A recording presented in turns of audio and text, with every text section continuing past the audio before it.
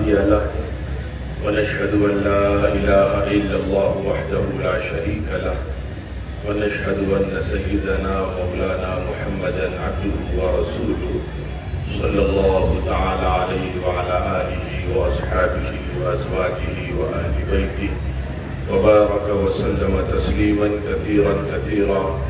أما بعد، أعوذ بالله من الشيطان الرجيم. بسم الله الرحمن الرحيم. إن الله لا يغير ما بقوم حتى يغير. ان میں کوئی گندگی ڈال سکتا ہے تو میری ذمہ داری ہے کہ میں تمہارے ذہن میں پڑنے والی گندگی کو دور کروں. تو ہمارے خلاف جو میڈیا اس وقت پروپیگنڈا کر رہی ہے، جو سازشیں کر رہی ہے، ان حالات میں اسی درجے میں ہمیں جواب بھی دینا ہے. اور جواب صرف یہ دینا ہے کہ ذہنوں میں جو گندگیاں ہیں ان گندگیوں کو دور کرانا ہے. عقل مند قومیں دوسرا کام کیا کرتی ہیں کہ ان کی چالوں کو انہی پر پلٹ دیتی ہیں. یہ ہم نے قرآن سے سیکھا ہے. آپ پہلے لکھنؤ ہیں تو آپ نے سورہ کہف پڑھی ہوگی. سورہ کہف کا ایک شان نزول ہے، اور اگر کچھ باتیں میں اشاروں میں کہوں گا، کچھ باتیں اگر ادھوری رہ جائیں تو آپ اپنے محلے کے امام سے پوچھ لیجیے گا. سورہ کہف میں ایک واقعہ پیش آیا کہ مکے کے کچھ لوگ عیسائیوں کے پاس گئے یا دوسرے اہل کتاب کے پاس، اور وہاں جا کر کے یہ سوال کیا کہ ہمارے ایک شخص نے دعویٰ کیا ہے کہ وہ اللہ کا پیغمبر ہے، اس پر وحی نازل ہوتی ہے. ہمیں تو پتہ نہیں، ہمارے یہاں تو کتابوں کا نزول نہیں ہوا. اگر آپ ہمیں کچھ طریقہ بتلا دیں تو ہم جا کر کے تحقیق کر لیں کہ واقعتاً وہ اللہ کے سچے پیغمبر ہیں یا نہیں ہیں. ان لوگوں نے 3 سوال دیے کہ یہ 3 سوال کر لینا. اگر تینوں کے جواب دے دیں گے تو سمجھ لینا اللہ کے پیغمبر ہیں. پہلا سوال یہ تھا کہ روح کیا چیز ہے. دوسرا سوال تھا کہ اصحاب کہف کون ہے. تیسرا سوال تھا کہ ذوالقرنین کون ہے. وہ سوال لے کر کے آئے اور حضور پاک علیہ السلام سے ان لوگوں نے سوال کیا. حضور پاک علیہ السلام نے فرمایا میں کل اس کا جواب دوں گا، لیکن انشاءاللہ نہیں کہا. آپ نے سنا ہوگا، اور جمعے کے بیان میں آپ نے اس کو بھی اپنے اماموں سے سنا ہوگا. اور انہیں امید تھی کہ کل جبرائیل آئیں گے، جواب لے کر کے آ جائیں گے. کیونکہ اب تک کا تجربہ یہ تھا کہ جب بھی اس قسم کے حالات آتے تھے تو حضور پاک علیہ السلام کی مدد کے لیے جبرائیل امین فوراً آسمان سے جواب لے کر کے حاضر ہو جاتے تھے. لیکن جواب نہیں آیا. دوسرے روز مکے کے لوگ صبح پہنچے کہ کیا جواب آیا ہے؟ نہیں، جواب نہیں آیا. شام ہو گئی، حضور انتظار کرتے رہے. اللہ کا نظام دیکھیے. اللہ کی طاقت یہ ہے کہ اللہ تعالیٰ شر سے خیر کے راستے نکالتے ہیں اور خیر سے شر کے راستے نکالتے ہیں. ناکامیوں سے کامیابی کے راستے بناتے ہیں اور کامیابی سے ناکامی کے راستے بناتے ہیں. تنزلی سے ترقی عطا کر دیتے ہیں اور کبھی کبھی ترقی سے تنزلی عطا کر دیتے ہیں. یہ اللہ کی طاقت ہے. اس وقت جو حالات ہیں اس میں گھبرانے کی، ڈرنے کی، خوف زدہ ہونے کی، مایوس ہونے کی ضرورت نہیں ہے، بلکہ حکمت سے ان کا جواب دینے کی ضرورت ہے. جذباتی نہیں ہونا ہے. جو سب سے بڑی پریشانی ہمارے یہاں ہے کہ نوجوان بچہ فوراً جذباتی ہو جاتا ہے. سوشل میڈیا پر الٹے سیدھے جواب، سوال، بحث شروع ہو جاتی ہے اور اس سے مسائل فسادات تک پہنچ جاتے ہیں. یاد رکھیے کبھی کبھی آپ کو انتظار کرنا پڑتا ہے اور آپ کی طرف سے وقت جواب دیتا ہے، اور جب وقت جواب دیتا ہے تو وہ جواب بہت بھاری ہوتا ہے. ایک سونار کا واقعہ ہے، پہلے وہ سنا دوں اور بعد میں قرآن کی بات. کہ بڑے بھائی کا انتقال ہو گیا اور چھوٹا بھائی اس کی دکان چل رہی تھی. بڑے بھائی کے یہاں آہستہ آہستہ جتنا بھی زیور تھا وہ بکتا گیا اور واقعے کی نوبت آنے لگی. ایک ہار بچا آخر میں. تو بڑے بھائی کی بیوی نے کہا اپنے بیٹے سے کہ بیٹا اگر اس ہار کو ہم باہر بیچیں گے تو ہمارے گھر کے راز کھل جائیں گے اور جو عزت محفوظ ہے وہ عزت کھل جائے گی. ایسا کرو چچا کی دکان چلے جاؤ اور وہیں جا کر کے یہ ہار بیچ آؤ. بیٹا چچا کے پاس گیا کہ چچا یہ ہار بیچنا ہے، آپ لے لیجئے. چچا نے ہار دیکھا، ہاتھ میں 2-3 بار اس کو پلٹا. تو پلٹنے کے بعد کہا بیٹا تم میرے ہی خون ہو، میری ہی نسل میں ہو، میرے ہی باپ کی اولاد ہو. ایک کام کرو، یہ ہار گھر میں رکھ دو جا کر کے، तुम कल से आओ दुकान पर बैठो, काम करो और किसी से बात न कहना, तुम्हें हम पैसे देंगे और इंशाल्लाह तुम्हारे घर के खर्चे चलेंगे। बच्चा आया, बैठने लगा चचा के साथ। जब 2-3 साल का अरसा गुजर गया और सोने के काम में, उसकी परख में, उसकी पहचान में बच्चा माहिर हो गया, तो चचा इंतजार कर रहे थे। कभी कभी हमें इंतजार करना पड़ता है और हम खामोश रहते हैं, उसकी तरफ से वक्त जवाब देता है। चुनांचे चचा ने कहा 2-3 साल के बाद कि बेटा, जब कोई एक कस्टमर आया है और ये हार खरीदना चाह रहा है, तुम जाओ अपनी माँ के पास, जो हार तुम लेकर के आए थे 2-3 साल पहले, आज उसकी बड़ी अच्छी कीमत मिल रही है, इस वक्त हार तुम्हारा बेच देते हैं। वो बच्चा घर जाता है, अपनी माँ से हार मांगता है कि आज इत्तेफाक से बड़ा अच्छा कस्टमर आया है। माँ खुशी खुशी हार निकाल करके देखती है। बच्चा जो देखता है तो बहुत परेशान हो जाता है। वो बार बार हार को पलटता है, हाथ से कुछ टटोलता है, कुछ खरचता है, कुछ रगड़ता है। फिर माँ से पूछता है कि अम्मा ये हार वही है जो आपने हमें 3 साल पहले दिया था? कहा बेटा वही है, मैंने बड़ी हिफाजत से रखा, चोरी नहीं हुआ इसलिए कि मेरे पास इसके अलावा कुछ बचा भी नहीं है। तो हार वापस कर देता है, कहता अच्छा अम्मा इसको रख लीजिए। चचा की दुकान पहुंचता है, चचा इंतजार करते हैं, चचा पूछते हैं हार नहीं लाए? तो भतीजा जवाब देता है कि चचा जान, हार में इसलिए नहीं लाया कि वो हार नकली था। तो चचा कहते बेटा, जब 3 साल पहले तुम उस हार को लेकर के हमारे पास आए थे, वो उस वक्त भी नकली था, लेकिन अगर मैं उस वक्त कहता कि ये नकली है तो सारी दुनिया हमको इल्जाम देती कि देखो यतीम बच्चों का असली सोना भी इस नालायक ने नकली बना करके हड़प लिया। तो हमें तुम्हारे उस नकली सोने को नकली ही बनाना था, लेकिन उसके लिए तुम्हें 3 साल तक पहले हमने काम सिखाया, इंतजार किया। तो कभी कभी इंतजार करना पड़ता है, फिर अल्लाह की तरफ से हालात बनते हैं और वक्त जवाब देता है।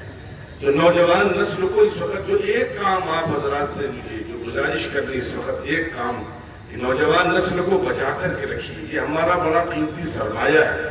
ये जरा से जज्बात में ऑल फोल वक्त देते हैं और उसकी वजह से नुकसान हो जाता है। नुकसान क्या है? इस वक्त जो दीन के खिलाफ प्रोपेगेंडे किए जा रहे हैं, आप जरा तसव्वुर करिए कभी कभी कि ये इसी वक्त ये सारे काम क्यों किए जा रहे हैं, इस वक्त ये हरकतें क्यों की जा रही हैं, शरारतें क्यों की जा रही हैं, हुजूर की शान में गुस्ताखी क्यों की जा रही है। वक्त का इंतजार करिए। हजरत मौलाना अली मियां अलैहि रहमत से हमने सीखा कि बहुत से सवालात के जवाबात खामोशी हुआ करती थी, और ये कुरान ने हमको सिखलाया, वइज़ा ख़ातबहुमुल जाहिलून क़ालू सलामा। अगर हर मसले में हम पढ़ने लगेंगे तो उनकी मांगी मुराद पूरी होगी। मैं मुंशी पुलिया में वहां पर बात करता हूँ जुमे में, उससे बहुत से लोग कहते हैं कि मुहर्रम के महीने में ये मजमून लीजिए, खिचड़े का मजमून लीजिए, हलवे का मजमून लीजिए, शरबत का मजमून लीजिए। मैं नहीं लेता, और न लेने का फायदा ये है कि वो सारी चीजें खत्म हो गई। कभी कभी किसी चीज को खत्म करना होता है तो आपको खामोश रहना होता है। हमने मदरसे में पढ़ा कि अरबी का एक बहुत बड़ा शायर था, दरबारी शायर था, अरबी जुबान का। एक छोटे शायर ने, हमारे यहाँ अरबी शायरी में शोरा के राम यहाँ आ गए हैं, वो जानते हैं कि किसी की बुराई की जाती है तो उसको हिजो कहते हैं।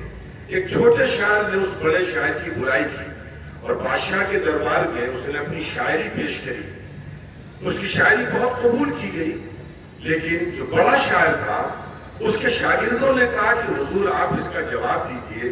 उस बड़े शायर ने कहा, मैं अगर जवाब दूंगा तो ये मेरे पाए का शायर हो जाएगा। बड़ा शायर खामोश रहा। छोटा शायर कहता था काश वो मेरे सवालात का और मेरी शायरी का अगर जवाब दे देते तो मैं भी उसी मकाम का शायर हो जाता। तो कभी कभी हमें बहुत हिकमत से काम करना पड़ता है, और ये हिकमत का दौर है। हमारे बुजुर्गों ने हमेशा इस मुल्क में लड़कर के मुकाबला नहीं किया है, हिकमत का मुकाबला किया है। हिंदुस्तान की जब तकसीम हुई है और यहाँ पर मुसलमानों का कत्लेआम हुआ है, और उस वक्त मुसलमानों पर ऐसा खौफ तारी था कि एक बड़े आलिम में नाम लेकर इसलिए कह रहा हूँ कि हमारी बहनें भी हैं, हो सकता हो बगैर नाम लेकर के कहूँगा तो शायद उनको बात समझ में ना आए। उनका इंतकाल हो गया। मौलाना उसामा साहब कानपुरी रहमतुल्लाह अलैह, उन्होंने बतलाया कि जब यहाँ से लोग ट्रेनों में भर भर करके जा रहे थे। एक माँ जो अपने कई बच्चों को उस भीड़ में किसी तरीके से ट्रेन के अंदर लेकर के पहुंच गई, लेकिन उसका एक बच्चा प्लेटफॉर्म पर रह गया।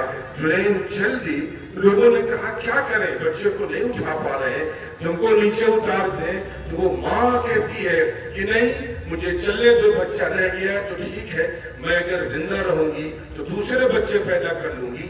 ये कौम इन हालात से निकल करके आई है। उन हालात में अल्लाह का शुक्र है, अल्लाह के नेक बंदों ने, उलमा ने बड़ी हिकमत से मुकाबले किए। एक बड़े आलिम थे हिंदुस्तान के, मैं नाम लेकर के कह रहा हूँ, मौलाना यूसुफ साहब रहमतुल्लाह अलैह। उन्होंने अपने शागिर्दों को और अपने कारकुनों को हुक्म दिया कि गांव गांव जाओ, ये न कहना डरो नहीं। अगर हम कहेंगे डरो नहीं तो उम्मत और डरेगी, हम कहेंगे खौफजदा न हो तो उम्मत और खौफजदा होगी। अल्लाह ने हमारे उलमा को हिकमतें दी हैं कि कैसे कैसे मझदारों से उलमा ने इस उम्मत को निकाला है, महफूज किया है, और अल्लाह का शुक्र एहसान है। चुनांचे उन्होंने कहा कि जाओ गांव गांव जा करके सिर्फ अल्लाह की कुदरत पर बात करना, अल्लाह की ताकत पर बात करना। चुनांचे वो जाते थे, अल्लाह की कुदरत पर, अल्लाह की ताकत पर बातें करते थे, और जितना अल्लाह की कुदरत हमारे सामने होगी उतना खौफ हमारा खत्म होगा। तो ये मौका हिकमत का है, खामोश रहने का है।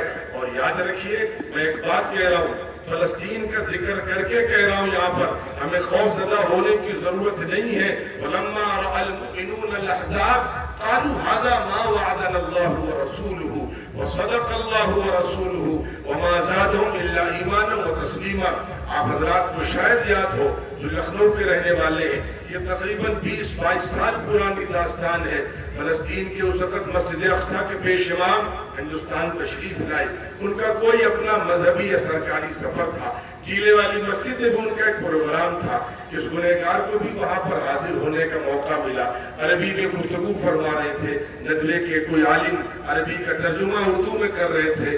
मजमा बहुत था। बाद में सवाल जवाब का सेशन हुआ।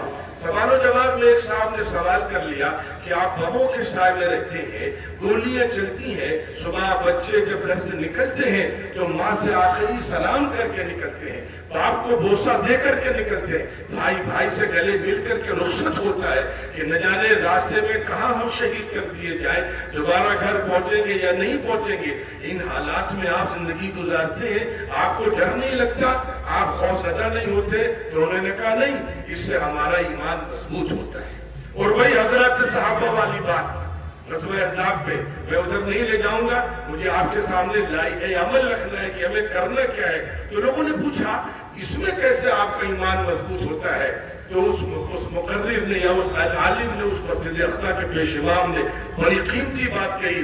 उस पेश इमाम ने कहा कि जब हम शहीद होते हैं और जब दुनिया की कौमें हम पर टूटती हैं, जैसे भूखे खाने पर टूटते हैं, तो हमें पता चलता है अच्छा 1500 साल पहले हमारे पैगंबर ये बता गए थे कयामत के करीब मुसलमानों पर ऐसे हालात आएंगे, दुनिया उनकी दुश्मन होगी, उन पर जुल्म किया जाएगा।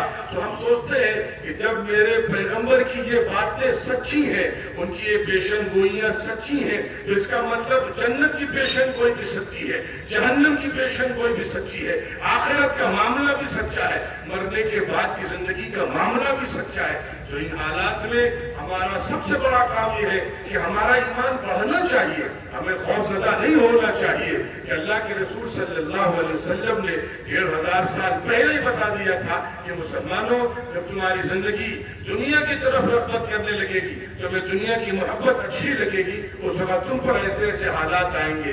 तो अल्लाह करे कि बैरके इस मौके पर जो मैं 2-3 काम आपके सामने रख रहा था, वो ये कि नौजवानों को बचाना है, उनको जज्बाती नहीं होने देना है, खौफजदा नहीं होना है। अगर हम मर जा रहे हैं ईमान के साथ तो हम खुदा की कसम कामयाब हैं, और अगर हम नाशुक्री करते हुए, कुफ्र करते हुए, खुदा के साथ शिर्क करते हुए, अगर हम दूसरों की परस्तिश करते हुए चंद दिन की जिंदगी की भीख हमको मिल जा रही है, तो खुदा की कसम हम नाकाम हैं। مرنے والا ایمان کے ساتھ مر گیا وہ کامیاب ہے، اور اگر زندگی شرک اور کفر کے ساتھ ہے تو وہ ناکام ہے۔ تو اس موقع پر ہمیں اپنے ایمان کو مضبوط کرنا ہے، نئی نسل کے ایمان کو مضبوط کرنا ہے، اور حالات سے ڈرنا نہیں ہے، حالات کا حکمت کے ساتھ مقابلہ کرنا ہے۔ اور عقل مند قوموں کی اور زندہ قوموں کی عادتیں ہوتی ہیں، ان کی چالوں کو انہی پر پھیر دیتے ہیں۔ تو پہلی چیز جو میں نے آپ سے کہا تھا، خاموش رہنا ہے۔ وقت کا ہمیں بس وقت کا انتظار کرنا ہے کہ وقت خود جواب دے گا انشاءاللہ العزیز۔ دنیا سمجھے گی، آپ کو اس لیے ٹارگٹ کیا جا رہا ہے کہ جو مین ایشوز ہیں اس سے لوگوں کی نظریں ہٹیں۔ لوگ بھوکوں مر رہے ہیں، لوگ فاقے کر رہے ہیں، لوگ بے روزگار ہیں، لوگ ذہنی طور پر پریشان ہیں، لوگ در در کی ٹھوکریں کھا رہے ہیں۔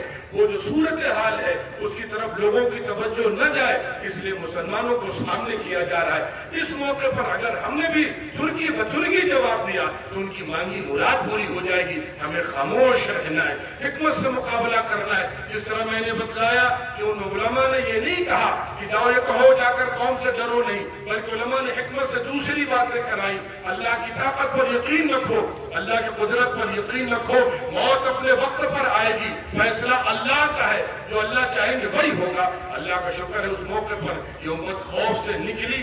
آج بھی ہمیں حکمت سے مقابلہ کرنا ہے، چنانچہ خاموش رہنا ہے۔ خاموش رہنے کے لیے ہم دوسرا جواب دیتے ہیں۔ یوسف علیہ السلام کا قصہ آپ نے پڑھا ہوگا، سنا ہوگا۔ میں قصہ سنانے نہیں کھڑا ہوا، میں آپ کے سامنے موجودہ حالات کی روشنی میں اس سے جو ہمیں اشارے مل رہے وہ اشارے پیش کرنے کے لیے کھڑا ہوا ہوں۔ یوسف علیہ السلام کے ایک بھائی ہے، بنیامین ہے، وہ مصر پہنچتے ہیں۔ یوسف علیہ السلام حکمت عملی کے ساتھ ان کے سامان میں اپنا کچھ حکومتی سامان رکھ دیتے ہیں اور بعد میں انہیں گرفتار کر لیتے ہیں۔ یہ آپ نے پڑھا بھی ہے، آپ نے سنا بھی ہے، لیکن اس موقع پر ان کے بھائی بڑے پریشان ہو جاتے ہیں، اور بالآخر یہی ہوتا ہے کہ یوسف علیہ السلام فیصلہ کرتے ہیں بنیامین ہمارے پاس رہیں گے۔ لیکن آگے دیکھیے، پیغمبروں کو اللہ تعالیٰ جو خوبیاں دیتے ہیں، متکلمین نے، علماء نے لکھا ہے، جو خصوصی خوبیاں پیغمبروں کے پاس ہوتی ہیں ان میں کامل العلم ہوتے ہیں، کامل العقل ہوتے ہیں، کامل الحلم ہوتے ہیں، کامل الحکمہ ہوتے ہیں، قوت برداشت بلا کی ہوتی ہے، پہاڑ جیسا صبر ہوتا ہے، فوراً جواب نہیں دیتے ہیں، صبر کرتے ہیں، معاف کرتے ہیں۔ چنانچہ یوسف علیہ السلام نے جب اپنے بنیامین کو روک لیا تو دوسرے بھائیوں نے بہت خطرناک بات کی۔ اگر ہمارے منہ پہ کوئی کہے تو اس کا منہ نوچ لے، آنکھیں نکال لے۔ دوسرے بھائیوں نے کیا کہا؟ ان سرق فقد سرق اخ له من قبل، اگر بنیامین نے چوری کی ہے تو اس کا بھائی یوسف بھی چور تھا۔ کس سے کہہ رہے ہیں؟ یوسف کو کہہ رہے ہیں۔ کہاں کہہ رہے ہیں؟ یوسف کے منہ پر کہہ رہے ہیں۔ یوسف کون ہے؟ جو پیغمبر ہے، لیکن یوسف خاموش ہے۔ فَأَسَرَّهَا يُوسُفُ فِي نَفْسِهِ وَلَمْ يُبْدِهَا لَهُمْ قَالَ أَنْتُمْ شَرٌّ مَكَانًا وَاللَّهُ أَعْلَمُ مَا تَصِفُونَ۔ خاموش رہے، جواب نہیں دے کہ کیا کہہ رہے ہو تم، تمہیں معلوم ہے تم کون ہو، کس کے سامنے کھڑے ہو، باتیں کر رہے ہو۔ خاموش رہے، وقت کا انتظار کیا۔ بعد میں جب وقت آیا تب کہا مَا فَعَلْتُمْ هَلْ عَلِمْتُمْ مَا فَعَلْتُمْ بِيُوسُفَ، تمہیں پتا ہے تم نے یوسف کے ساتھ کیا کیا تھا؟ ایک مدت گزرنے کے بعد جواب دیا۔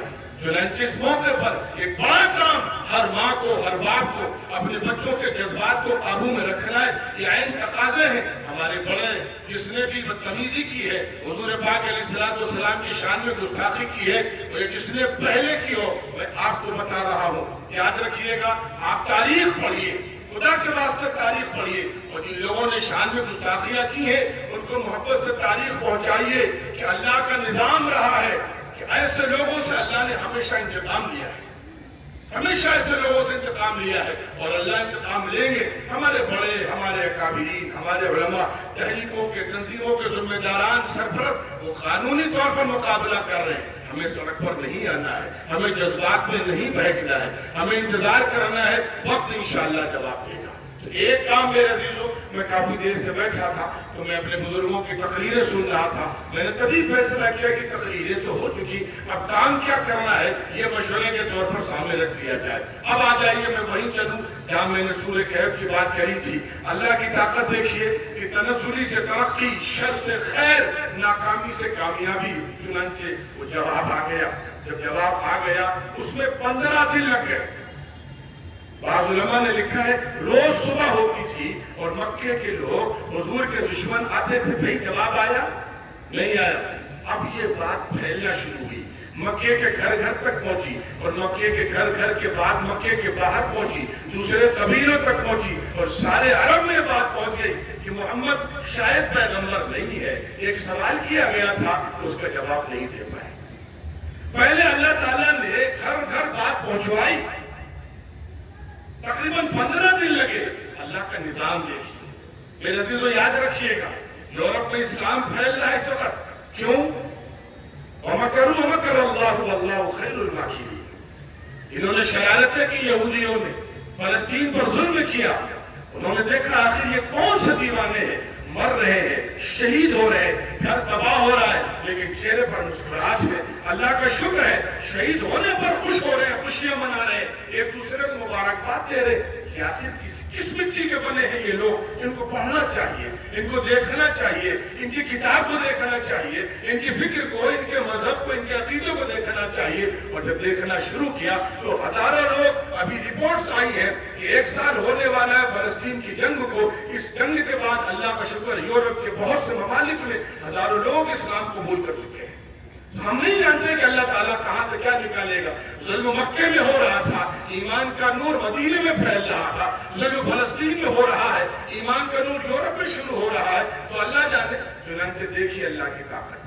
اور 15 دن ہو گئے اور 15 دن کے بعد جب جواب آیا، اللہ کی طاقت دیکھیے۔ میں جو کہنے جا رہا ہوں آپ سے، اس وقت دوسرا کام جو ہم کو کرنا ہے، پہلا کام صبر کرنا ہے، جذبات میں نہیں بہنا ہے، خوف زدہ نہیں ہونا ہے، اور دوسرا کام آگے آ جائیے جو ہمیں کرنا ہے بیٹھ کے، اس موقع سے فائدہ اٹھانا ہے۔ موقع کیا ہے وہ سمجھیے۔ میڈیا نے کہ جن لوگوں نے مسلمانوں کے اسلام کے خلاف پروپیگنڈے کیے ہیں، انہوں نے ہمارا کام بہت آسان کر دیا ہے۔ آج کیوں گھبراتے ہیں؟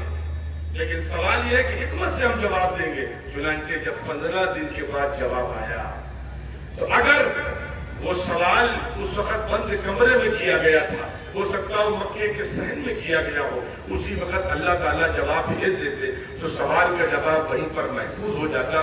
وہ جو 4-5 لوگ تھے، جو ڈیلیگیشن تھا، جو وقت تھا، جو جماعت گئی تھی سوال پوچھنے کے لیے، وہ کہتی اس کو آگے نہ لے جانا، یہیں پر اس کو دفن کر لو۔ انہیں لوگ سمجھ جائیں گے کہ نہیں جواب آ گیا ہے، لیکن پہلے اللہ نے انہی سے پھیلوایا، انہی نے بڑھ چڑھ کر کے پروپیگنڈا کیا، چرچا کیا۔ انہیں کیا پتا تھا ہماری چال ہمارے اوپر ہی اللہ تعالیٰ پلٹ دیں گے۔ اور جب ان کی چال سے سارے علاقے میں، ساری دنیا میں اور سارے بچے تک یہ بات پہنچ گئی کہ نہیں، وہ سوال کیا تھا اس کا جواب نہیں دے پائے، تب جا کر جب اللہ نے جواب دیا تو اللہ کی طاقت ہے، اللہ نے وہ جواب بھی بچے تک پہنچایا، اور وہیں سے لوگوں کے دلوں میں یہ بات آئی کہ ہو نہ ہو کچھ معاملہ ہے، غالباً یہ اللہ کا سچا پیغمبر ضرور ہے۔ تو میرے عزیزو، دوسرا کام یہ کرنا اس وقت کہ میڈیا کے ذریعے جو اعتراضات کیے جا رہے ہیں، اب آ جائیے، کام کرنا ہے، سب کو کرنا ہے۔ جمعیت علماء کی، مسلم پرسنل لا بورڈ کی، جماعت اسلامی کی، ندوے کی، دارالعلوم دیوبند کی ٹھیکیداری نہیں ہے کہ وہ سارا کام وہی کریں گے۔ ایک ایک فرد کو، بچے کو، امیر کو، غریب کو، عورت کو، مرد کو، سب کو اس موقع پر حکمت عملی کے ساتھ ہمیں آگے بڑھنا ہے۔ تو انشاءاللہ العزیز اللہ نے چاہا تو ہمارے اوپر جو مصیبتیں ہیں، جو پریشانیاں ہیں، وہ لمحوں میں دور ہو جائیں گے۔ اور یاد رکھیے، اس ملک میں ہندو مسلمان 1000 سال سے ساتھ رہے ہیں۔ 1000 سال کا ساتھ یہ بتلا رہا ہے کہ محبتوں کی وجہ سے رہے ہیں۔ یہ نفرت کا ماحول چند دنوں کا ہے، ہمیں جواب کیا دینا ہے میرے عزیزو؟ ان کے ذہنوں میں جو پروپیگنڈے میڈیا نے بھر دیے، یہ آدھا کام ہے۔ آپ پڑھے لکھے لوگ ہیں، آپ جانتے ہیں، آپ نے درجے میں پڑھا ہوگا، سوال آدھا جواب ہوتا ہے۔ سوال کا پیدا کرنا بڑا کام تھا۔ ہم کہاں بتاتے طلاق کیا چیز ہے، ہم کہاں بتاتے جا کر کے کہ بابری مسجد کا مسئلہ کیا ہے، ہم کہاں بتاتے جا کر کے اسلامی نظام کیا ہے۔ وہ تو میڈیا نے اتنا پروپیگنڈا کیا ہے کہ ان کے ذہنوں میں چیزیں پھیل گئی ہیں۔ اب اس موقع پر ایک کام اور کرنا ہے آپ، وہ کام میرے عزیزو یہ کرنا ہے، بڑا کام نہیں دے رہا ہوں آپ کے سامنے، چھوٹا کام۔ ہندوستان میں 30 کروڑ مسلمان ہیں۔ ہر مسلمان سے میں یہ نہیں کہہ رہا کہ پورے شہر کو سنبھالو، پورے صوبے کو سنبھالو، پورے محلے کو، بالکل نہیں۔ ہمیں ایک کام کرنا ہے، ہر مسلمان یہ طے کرے آج کہ ہم اس ملک میں رہنے والے اپنے ہندو بھائی کو، ایک مسلمان ایک ہندو بھائی کو پکڑے گا، پکڑ کر کے بٹھائے گا، بٹھا کر کے کہے گا، پہلا کام آپ بتاؤ، آپ کو ہم نے کیا تکلیف پہنچائی ہے، ہم نے کیا نقصان پہنچایا ہے۔ 1000 سال کی تاریخ گواہ ہے۔ اگر ذہنوں میں کوئی غلط فہمیاں ہے تو تم سوال کرو، ہم تمہارے سوالات عملی طور پر ہمیں دکھلانا پڑے گا. عملی طور پر ایک ڈاکٹر ہے تو ڈاکٹر اپنی کلینک سے دکھلائے کہ مسلمان ڈاکٹر کیسا ہوتا ہے. ایک وکیل ہے تو وکیل اپنی وکالت سے دکھلائے کہ مسلمان وکیل کیسا ہوتا ہے. ایک انجینئر ہے, ایک دکاندار ہے, ایک سروس پیشہ ہے, ایک سرکاری ملازمت میں کوئی انسان ہے, ہمیں عملی طور پر دکھلانا پڑے گا کہ دیکھو غلام رسول ایسے ہوتے ہیں. میڈیا کیا کہہ رہے ہیں اس کا اپنا کام, لیکن اگر ہم نے عملی طور پر دکھلایا مسلمان ایماندار ہے, مسلمان وعدے کا سچا ہے, مسلمان دیش سے محبت کرتا ہے, مسلمانوں نے اس ملک کے لیے قربانیاں دی ہیں, جب بھی ضرورت پڑی اس سے پہلے بھی قربانیاں دی, ویر عبد الحمید نے قربانی دی, کارگل کی جنگ میں قربانی دی. یہ ملک ہمارا ہے اور اگر کبھی پھر ضرورت پڑے گی ہم انشاءاللہ اس ملک کی حفاظت کے لیے اگلی صف میں رہیں گے انشاءاللہ العزیز. یہ دعویٰ, یہ چیلنج ہمارا ہے. تو اگر اس طریقے سے ہم دکھلائیں کہ مسلمان اس ملک کا وفادار ہے, اس ملک کا خیرخواہ ہے, اس ملک کا ہمدرد ہے,